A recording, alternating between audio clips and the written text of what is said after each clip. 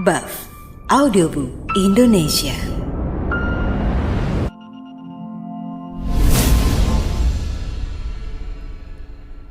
Sebuah cerita pendek berjudul Dendam si Nenek, ditulis oleh Farhana, dinarasikan oleh Eti Sulistiowati. Ferdi dan Jenar baru berpacaran sekitar 2 minggu. Tapi karena keseriusan Ferdi, dia ingin melamar Jenar. Jenar orang kota metropolitan, sedangkan Ferdi hanya lelaki dari desa Mekar yang jauh di pelosok sana. Akhirnya, dengan tekad yang matang, Ferdi mengajak Jenar untuk diperkenalkan ke orang tuanya di desanya. Mereka pun berangkat dari kota menuju desa Mekar dengan menggunakan mobil sedan merek terbaru. Mereka berangkat sekitar pukul 19.30 dari kota dan akan sampai esok dini hari. Memilih berangkat malam hari karena menghindari macet di jalan. Perjalanan pun dimulai. Mereka berhenti untuk makan malam sekitar pukul 21.10 WIB. "Mas, orang tuamu sudah tahu kita mau datang?" tanya Jenar. "Sudah, Dek. Tadi Mas sudah telepon ibu," sahut Ferdi. Ya udah kalau begitu. Ayo kita lanjut perjalanannya." Mereka melanjutkan perjalanan, entah hanya perasaan Jenar saja atau memang nyata. Jenar mulai merasa takut ketika sudah memasuki belantara hutan. Memang jalan yang ditempuh berliku-liku dan banyak belokan yang tajam. Dengan sangat hati-hati, Ferdi mengendarai mobilnya. Di tengah jalan, Jenar mulai merasa takut. Dia seperti melihat nenek-nenek di jalan sedang memelototinya. "Mas, kayaknya tadi ada nenek-nenek di situ," ucap Jenar sambil menunjuk ke arah belakang. "Mana? Tidak ada." "Sudah, kamu setel musik saja biar rileks." Jenar semakin gelisah, dia mulai ketakutan. Badannya mulai merinding. Dia coba mengalihkan pikirannya dan melihat gawai supaya tidak memperhatikan jalan lagi. Tiba-tiba setelah belok kiri lalu jalan menurun dan menikung ke kanan, ada pasar, ramai sekali. Begitu padat sehingga Ferdi mulai memelankan mobilnya. Namun Jenar bukannya senang, malah semakin merinding ketakutan. Dalam hatinya ia terus berzikir. "Ada pasar ya di hutan ini sekarang? Dulu tak ada," ucap Ferdi. "Mungkin sudah canggih kali, Mas," jawab Jenar.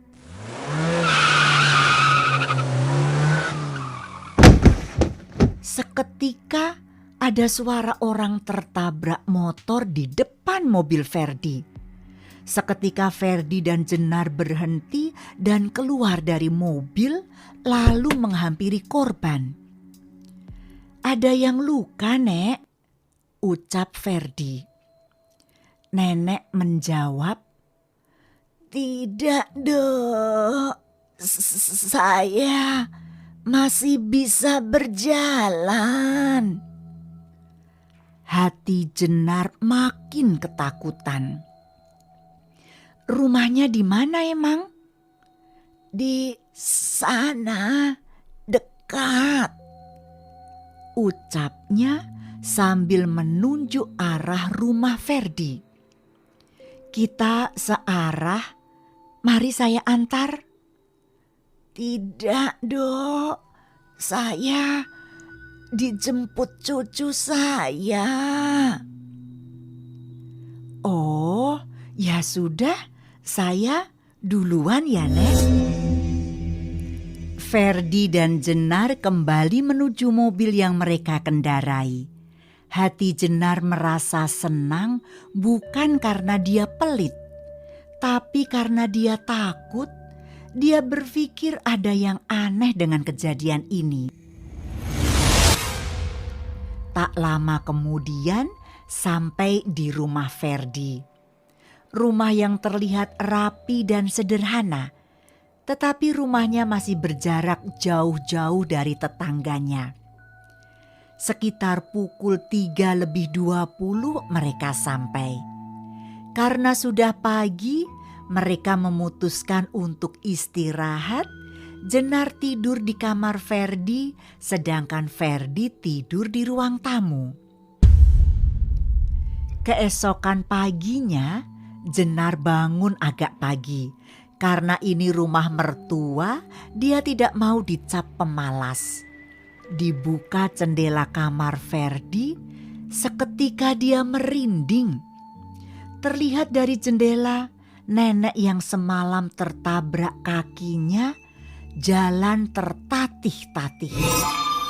Jenar lalu menghampirinya dengan niat ingin membantu. Dibuka pintu kamar, dilihatnya Ferdi masih lelap tertidur. Dia langsung keluar rumah menghampiri nenek itu. "Assalamualaikum, Nek, sendirian?" "Iya, Dok." "Mau saya antar, Nek?" "Tidak." "Tidak apa, saya ingin membantu." "Tak apa, Dok, saya bisa." "Mbah, namanya siapa?" "Mbah Kiem." "Udah ya, saya pamit pulang." "Saya Jenar, saya antar ya, Nek." "Kalau saya bilang tidak, ya tidak." Nenek itu melotot ke arahnya.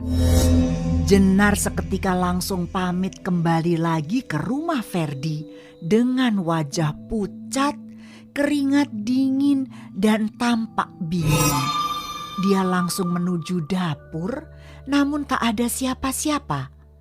Lalu dia membangunkan Ferdi. "Mas, bangun. Mas, sudah siang." "Jam berapa sekarang?" Sambil mengulet, lalu kaget melihat Jenar. "Loh, kamu kenapa, Dek? Kok mukamu pucat begitu?" Ferdi langsung memposisikan dirinya duduk. Dia khawatir melihat kekasihnya yang tampak ketakutan. Mas, sudahlah, ayo cepat bangun." "Kamu kenapa? Jangan buat aku penasaran dong." "Sudah, nanti saja, kamu mandi dulu, nanti aku cerita." Ferdi beranjak ke kamar mandi, sementara ibunya Ferdi baru datang dari arah depan. Jenar langsung tersenyum menyambut calon mertuanya dan menyalaminya. "Kamu sudah bangun, Dok?" "Sudah, Bu. Ibu dari mana?" tanya Jenar. "Biasa, ibu dari pasar berbelanja. Ferdi sudah bangun?" "Sudah, Bu. Sedang ke kamar mandi, Bu." "Ayo kita sarapan. Tadi ibu sudah masak nasi goreng sebelum berangkat. Ibu panaskan dulu ya." "Iya, Bu. Aku bantu ya." Mereka lalu menuju meja makan. Setelah mereka makan, Jenar membantu ibunya Ferdi di dapur, dan di sela perbincangan Jenar mulai bertanya tentang Mbok Kiem. "Bu, aku mau cerita. Semalam kan di dekat turunan sana yang perkebunan pisang sana itu, Bu, ada pasar semalam. Kebetulan pas aku lewat sama Mas Ferdi, ada yang tertabrak. Seorang nenek, Bu. Memang tidak parah sih, namun membuat dia berjalan pincang. Nah, tadi ketika aku bangun, dia lewat di depan rumah dan aku berniat membantu, Bu. Tapi nenek itu malah memarahiku." "Loh, pasar? Di sini tak ada pasar yang kamu bilang. Itu pemakaman besar, Dok. Pemakaman umum," jawab ibunya Ferdi kaget. "Hah? Pantas, Bu. Aku merinding semalam." "Sudah, jangan dipikirin. Mungkin mereka hanya ingin berkenalan, Dok. Tadi aku sempat tanya nama nenek itu, Bu. Namanya Mbok Kiem." "Apa?" Muka ibunya Ferdi langsung khawatir. "Mbok Kiem sudah meninggal seminggu yang lalu, Dok." "Innalillahi. Ada apa ya, Bu? Kok dia mengikuti aku sampai sini?" Jenar mulai ketakutan seketika. "Jangan dipikirkan, Dok. Mungkin dia cuma ingin berkenalan. Tapi kasihan loh dia. Almarhumah semasa hidup cuma berdua dengan cucunya Ratmi. Namun naas nasibnya. Dia meninggal gantung diri setahun yang lalu karena sudah hamil 3 bulan. Dia malu selama setahun ini Mbok Kiem sakit-sakitan. Para tetangga membantunya bergantian. Tapi takdir berkata lain. Dia meninggal seminggu yang lalu." Ferdi yang kebetulan baru bergabung langsung heran mendengar kata ada yang meninggal. "Siapa, Bu, yang meninggal?" tanya Ferdi. "Kamu buat kami kaget saja, Nak." "Itu loh Mbok Kiem. Neneknya mantanmu dulu itu, si Ratmi," jawab ibunya Ferdi. "Oh, Ratmi mantannya Ferdi, Bu," sela Jenar. "Iya, Dek. Dulu aku memang berpacaran dengannya. Namun sudah putus sebelum aku ke kota. Kasihan, Mas. Kasihan nasibnya. Dia meninggal gantung diri," tukas Jenar. "Apa betul, Bu?" Dengan mata melotot tak percaya. "Iya, Nak. Seminggu setelah kamu pergi, dia ternyata hamil sudah 3 bulan. Karena malu diejek warga sekitar, dia mengakhiri hidupnya." Ferdi langsung kaget. Dia langsung beranjak ke kamarnya. Ada perasaan takut menyertainya. Dia langsung membereskan semua pakaiannya lalu mengajak Jenar kembali ke kota.